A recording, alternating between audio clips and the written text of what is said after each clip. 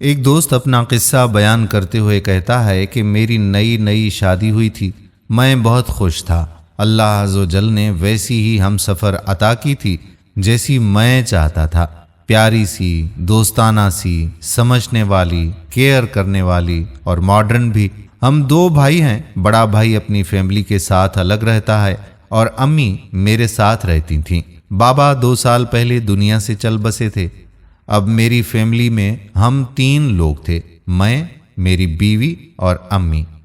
मेरा सारा वक्त बीवी के साथ गुजरता था। ऑफिस जाता तो वहां से भी फोन करता तो अपनी बीवी को करता, हाल अहवाल पूछता। नया सफर था, हम सफर के बिना उदास हो जाता था। सुबह जब ऑफिस जाता तो अम्मी अपने कमरे में बैठी कुरान पाक की तिलावत कर रही होती थी। रात को आता तो अम्मी को सलाम करके सीधा अपने कमरे में सजदे के पास चला जाता। सजदे मेरी बीवी का नाम है। मेरे सुबह शाम ऐसे ही सजदे के साथ गुजरने लगे। अम्मी से मिलना, अम्मी के पास बैठने का वक्त ही कहाँ मिला करता था। मैं खाना भी अपने कमरे में ही खाया करता था। एक दिन अम्मी मुझे कहने लगी कि ओए मेरे झल्ले पुत्र, अपनी माँ का हाल भी पूछ लिया कर। हफ्ता हफ्ता मुझसे बात भी नहीं करता तू। मैं हल्का सा मुस्कुराया। अम्मी, आपको तो पता है ऑफिस में बहुत काम होता है, कैसे आता हूँ ये मैं ही जानता हूँ, थक जाता हूँ बहुत ज्यादा। अम्मी ने सर पर हाथ फेरा और दुआएं देने लगी। अच्छा पुत्र, अल्लाह मेरे पुत्र को सर्द हवा ना लगने दे। जा अब सो जा, सजदे बेचारी इंतजार कर रही होगी तुम्हारा। मैं कमरे में चला गया। अम्मी के घुटने में बहुत दर्द था। उस दिन शायद वो कहना चाहती थी कि मुझे डॉक्टर के पास ले जाओ, लेकिन जब मैंने कहा कि मैं थक गया हूँ तो अम्मी ने मुझे आराम करने का कह दिया। सजदे कहने लगी, यार दिल बर्गर खाने को कह रहा है, जाओ ना ला दो। मैंने घड़ी की तरफ देखा, यार टाइम देख, 10 बज रहे हैं। सजदे मुस्कुरा कर बोली, तो क्या हुआ, जाओ ना लेकर आओ। मैं जब कमरे से बाहर आया तो देखा कि अम्मी खुद ही अपने घुटने दबा रही थीं। शायद उनको बहुत दर्द था। मैंने अम्मी को इग्नोर करके बाइक स्टार्ट कर ली। अम्मी ने पूछा कि कहाँ जा रहे हो बेटा, इस टाइम मेरे बच्चे कहाँ जाने लगे। मैं बोला, अम्मी वो सजदे के सर में दर्द है, उसने खाना नहीं खाया, बस उसके लिए बर्गर लाने जा रहा हूँ। अम्मी ने ठंडी आह भरी, तो उसको डॉक्टर के पास ले जाता ना। जब मैं जाने लगा तो अम्मी ने कहा, अच्छा मेरे घुटने में दर्द है, आते हुए कोई दवा लेते आओगे। मैं बाजार चला गया। बर्गर की दुकान पे काफी रश था। वहां एक दोस्त मिल गया, उसके साथ गपशप करने लगा। इतने में बर्गर तैयार हो गया। बर्गर लेकर घर आ गया। अम्मी ने लंगड़ाते हुए दरवाजा खोला। मैंने बाइक खड़ी की, कमरे में जाने लगा तो अम्मी ने पूछा, बेटा मेरी दवा नहीं लाया। मैंने अपने सर पर हाथ मारा। उफ अम्मी, भूल गया मैं तो, अभी ले आता हूँ। अम्मी मुस्कुराई, नहीं बच्चे तुम आराम करो, कल ले आना। सजदे बर्गर खाने लगी, मैं मोबाइल पे गेम खेलने लगा। अम्मी शायद उस रात दर्द से तड़पती रही होंगी, लेकिन मैं बेखबर रहा। दिन गुजरने लगे, मैं अम्मी से दूर होता चला गया। हफ्ते में एक बार कभी अम्मी का हाल अहवाल पूछ लेना, वरना अम्मी के कमरे में कब जाता था मैं। और बड़ा भाई, वो तो अम्मी से मिलने भी नहीं आता था, जबकि घर बिल्कुल करीब ही था भाई का भी। वो अपने बीवी बच्चों के साथ खुश था। अक्सर अम्मी मुझसे पूछा करती थीं कि वकास पुत्र, तेरे भाई का क्या हाल है, वो बेचारा पता नहीं किन मुसीबतों में पड़ा हुआ है। अम्मी अफसरदा लहजे में कहने लगी, कल देखा था अम्मी उसे, उसकी दाढ़ी बढ़ी हुई थी, बाल बिखरे हुए थे। अम्मी कहने लगी, वकास पुत्र अपने भाई से पूछना सब खैर तो है ना। अम्मी तड़पने लगी और दुआएं देने लगी, अल्लाह मेरे बच्चों की मुश्किलें आसान फरमा दे। मैंने थोड़े सख्त लहजे में कहा, अम्मी उसको आपकी तो परवाह है नहीं, आप बस उसके गीत गाती रहती हैं। अम्मी मुस्कुराई, हाय मेरे बच्चे, बहुत सीधा सादा सा है वो, बस फिक्र करती हूँ उसकी, वो खुद परेशान होगा इसलिए नहीं आता होगा मेरे पास। मैं गुस्से से बोला, परेशान नहीं है, अपने साले को नई बाइक लेकर दी है उसने 1.5 लाख की, परेशान कहाँ से। माँ चुप हो गई। मैं महसूस तो नहीं कर पाया, लेकिन अम्मी हर गुजरते दिन के साथ कमजोर से कमजोर होती चली जा रही थी। खैर दिन गुजरते गए। जिस कंपनी में मेरी जॉब थी उन्होंने मुझे दूसरे शहर भेजने का प्लान बनाया। मुझे वहां नया घर दिया। मैं बहुत खुश था। सजदे को बताया। सजदे खुशी से झूमने लगी। अम्मी आहिस्ता से चलते हुए हमारे पास आईं। पूछने लगी, क्या हुआ, शोर किस बात का है? मैं मुस्कुराकर बोला, अम्मी कंपनी की तरफ से मुझे घर मिला है, गाड़ी भी देंगे दूसरे शहर में। 5 दिन बाद हम लोगों को जाना है। माँ मुस्कुराने लगी।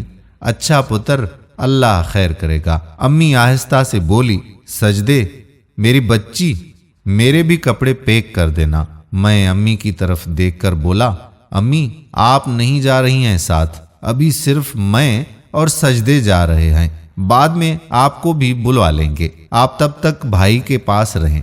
अम्मी के चेहरे पे एक उदासी सी छा गई। अच्छा पुत्र, कोई बात नहीं। मुझे फिर अपने भाई के घर छोड़ा। मैं कब महसूस कर पाया था अम्मी का कांपता जिस्म, तड़पता दिल और बेबस लहजा। मैंने अम्मी को बोला, अच्छा शाम को छोड़ आऊंगा। अम्मी ने उस दिन शायद खाना भी नहीं खाया था। अम्मी शायद बहुत रोई थी। शाम को भाई के घर गया। अम्मी भी साथ थी। सलाम किया। भाई खाना खा रहा था। भाई हमको देखकर थोड़ा सा मुस्कुराया। कहने लगा, खाना खा लो। मैंने शुक्रिया का बोला। फिर भाई की तरफ देखकर मैंने बताया कि भाई अम्मी आज से आपके पास रहेंगी। भाई चुप रहा। फिर बोला, क्यों भाई, तुम थक गए हो क्या? मैं प्यार से बोला, नहीं भाई, असल में मुझे जॉब के सिलसिले में दूसरे शहर जाना पड़ गया है। कुछ महीने बाद मैं अम्मी को ले जाऊंगा। भाई अम्मी की तरफ देखकर तंज करने लगा। हाँ, अब मुझ पे बोझ डाल जा, मैं तो खुद बहुत तंग हूँ। भाई तू ले जा साथ ही। भाभी भी गुस्से से बोली, क्यों, तेरी बीवी नहीं संभाल सकती? हम तो खुद 2 वक्त की रोटी से तंग हैं। मैं भाई से कहने लगा कि भाई मैं अम्मी के लिए खर्चा भेज दिया करूंगा। भाई गुस्से से बोला, हाँ मुझे तो निकाल दिया था, घर तुमने अपने नाम करवा लिया, अब मतलब निकल गया तो भाग रहा है। अम्मी कुर्सी पे बैठ गई, मुस्कुराने लगी। मेरे बच्चों, क्यों झगड़ते हो मेरी वजह से? ऐसा करो कि मुझे ओल्ड एज होम सेंटर छोड़ आओ। मेरी बाकी अब है ही कितनी उम्र, थोड़ा सा सफर रह गया है मेरा। अम्मी उठकर जाने लगी। अचानक अम्मी जमीन पर गिर गईं, बेहोश हो गईं। हम जल्दी से अम्मी को अस्पताल ले गए। डॉक्टर ने मुआयना किया, बताया कि उनको ये दूसरा हार्ट अटैक आया है। क्या कोई परेशानी है घर में? कुछ टेंशन ली है इन्होंने? मैं नजर चुरा कर बोला, डॉक्टर साहब बस घर में छोटी मोटी बातें तो होती ही रहती हैं। अम्मी बेहोश पड़ी थीं। मैं भी पास खड़ा था। जब अम्मी को होश आया तो अम्मी से कुछ बोला नहीं जा रहा था। शायद फालिज का अटैक भी हुआ था। अम्मी जैसे सबसे बेखबर हो गई थी। अम्मी ने खाना पीना सब कुछ छोड़ दिया। एक अस्पताल से इनकार हुआ तो दूसरे अस्पताल ले गए इलाज के लिए, लेकिन डॉक्टर्स जवाब देते रहे। अम्मी पे कोई दवा असर नहीं कर रही थी। मैं बहुत परेशान हो गया। भाई भी पास खड़ा था। अम्मी की हालत देखकर दिल तड़पने लगा था। डॉक्टर ने कहा कि इनको घर ले जाएं, इनकी खिदमत करें। अम्मी को घर ले गए। अम्मी बिल्कुल खामोश हो गई थीं, जैसे बिस्तरे मर्ग पे थी। ना कुछ खाती थीं, ना किसी से कोई बात करती थीं। एक दिन मुझे एक दोस्त ने बताया कि एक बाबा मुर्शिद हैं, उनको बताओ अपनी परेशानी, शायद तुम्हारी माँ वहां से ठीक हो जाए। मैं बाबा जी के पास पहुंचा। एक बुजुर्ग सफेद दाढ़ी रखे हुए मेरे चेहरे की तरफ देखकर बोले, आ बेटा इधर मेरे पास बैठ। मैं परेशानी में बोला, बाबा जी मेरी अम्मी बहुत सख्त बीमार हैं, उनका बहुत इलाज करवाया है, कोई दवा असर ही नहीं करती। हर बड़े डॉक्टर को दिखाया है, अम्मी ना कुछ खाती हैं और ना ही कुछ बोलती हैं। बाबा मुर्शिद मुस्कुराए, बेटा ये तो बहुत छोटा सा मसला है, माँ को कौन संभालता है? मैं आहिस्ता से बोला, मेरी बीवी ही दवा वगैरह देती है। बाबा जी बोले, जा बाजार से एक खीर का डिब्बा लेकर आ। मैं हैरान हुआ। मैं खीर का डिब्बा खैर लेकर ही आ गया। बाबा जी ने उस डिब्बे पर 1-2 फूंक मारी। एक बोतल में पानी भरा, उस पे भी फूंक मार दी। कहने लगे कि घर जाकर सबसे पहले अम्मी के पास बैठना, उनसे कहना कि अम्मी आप परेशान ना हो, आप ठीक हो जाएंगी। खीर बनाकर अपने हाथों से खिलाना और ये दम किया हुआ पानी अपने भाई से कहना कि वो अपने हाथ से अम्मी को पिलाए। याद रहे खीर तुमने खिलानी है और पानी भाई ने पिलाना है और कल आकर मुझे जरूर बताना। मैं घर आया, सजदे से कहा कि खीर बना दो जल्दी से। अम्मी सोई हुई थी। मैं पास गया, आहिस्ता से अम्मी को आवाज दी, अम्मी जान, अम्मी जान। अम्मी ने आंख खोली।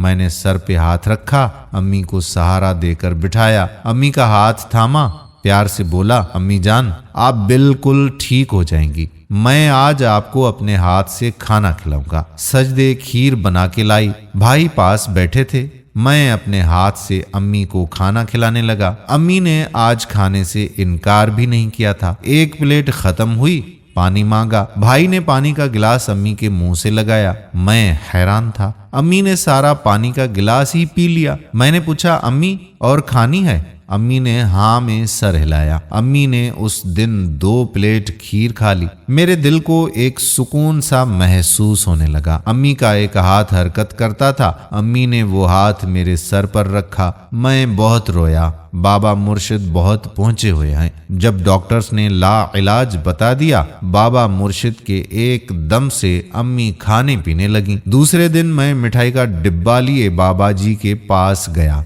बाबा जी मेरे चेहरे को देखकर समझ गए थे। मैंने सलाम किया, बड़े अदब से बोला, बाबा जी आज ये और खीर लाया हूँ, ये भी दम कर दें। अम्मी ने पहले वाली सारी खीर खा ली थी। बाबा जी बोले, तुमने अपने हाथों से खिलाई थी ना? मैंने हाँ में सर हिलाया। बाबा जी ने मेरे कंधे पर हाथ रखा, एक लंबी सांस ली और बोले, पुत्र सच बताऊं तो ना पानी पे मैंने कुछ पढ़कर फूंक मारी थी, ना खीर पे। बेटा जब तुमने बताया था ना कि अम्मी इतनी बीमार हैं और दवा तुम्हारी बीवी देती है, तो मैं समझ गया था माँ को अपने बच्चों की मोहब्बत चाहिए होती है। माँ कब पूरा संसार मांगती है? जब उसका बेटा मुस्कुराकर माँ से पूछता है ना कि अम्मी आप कैसी हैं। अल्लाह की कसम माँ जितनी भी थकी हुई हो, बीमार हो, तंदुरुस्त हो जाती है। बेटा माँ दवा से कभी ठीक नहीं होती। औलाद के मोहब्बत भरे चंद अल्फाज ही माँ की शिफा बन जाते हैं। बेटा काश तुम पहले ही एक बार माँ को अपने हाथ से दवा दे देते या खाना खिला देते तो तुम्हारी माँ बीमार ही नहीं होती। बेटा एक बात पूछूं, क्या तुम 2 भाइयों पे वो माँ बोझ बन गई है जिसके आंचल तले तुम परवान चढ़े? मेरी आंखों से आंसू बहने लगे। बाबा मुर्शिद मैं भटक गया था। मैं अम्मी जान का दर्द महसूस ही ना कर पाया। बाबा मुर्शिद मुस्कुराए, बेटा माएँ औलाद से नाराज नहीं हुआ करती, बस जीना छोड़ देती हैं। जा अपनी जन्नत को जाकर सीने से लगा ले। उनसे पूछ माँ का मकाम, जिनकी माएँ कब्रों में जा सोई हैं। माँ के बिना दुनिया एक कब्रिस्तान है। बेटा माँ को दवा की नहीं तुम्हारी जरूरत है। मैं तड़प उठा। मुझे ऑफिस से कॉल आई, आप कब जा रहे हैं दूसरे शहर? मैंने इनकार कर दिया। मुझे अब अम्मी के साथ रहना था। मैं और भाई अम्मी के साथ रहने लगे। 2 साल गुजर गए थे। अम्मी अब बिल्कुल ठीक हैं। हम बहुत खुश हैं। नया घर भी हमने अपना बना लिया है। दोस्तों अपने माँ बाप की कदर करें। वो कब औलाद से पूरा जहान मांगते हैं, वो तो बस मोहब्बत और एहसास के तलबगार होते हैं।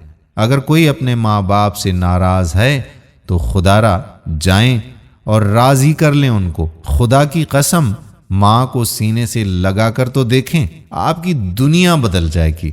हर दुख खुशियों में बदल जाएगा। अल्लाह करे किसी के दिल में उतर जाए हमारी ये बात। अगर आप भी अपनी माँ से मोहब्बत करते हैं और ये जज्बा दूसरों के दिल में जगाना चाहते हैं तो उनके साथ ये वीडियो शेयर ज़रूर कीजिएगा। अगर किसी के दिल में हमारी बात उतर गई और उसने अपनी माँ की खिदमत की तो ज़रा सोचिए कि कितना अजर सवाब हासिल हो जाएगा आपको भी और मुझे भी। तो इस वीडियो को अपने दोस्तों तक जरूर पहुंचाएं। आने वाली वीडियो तक आपका अपना मेज़बान कादिर बख्श कल्होड़ो आपसे इजाज़त चाहता है। अपनी दुआओं में याद रखिएगा। अल्लाह हाफिज।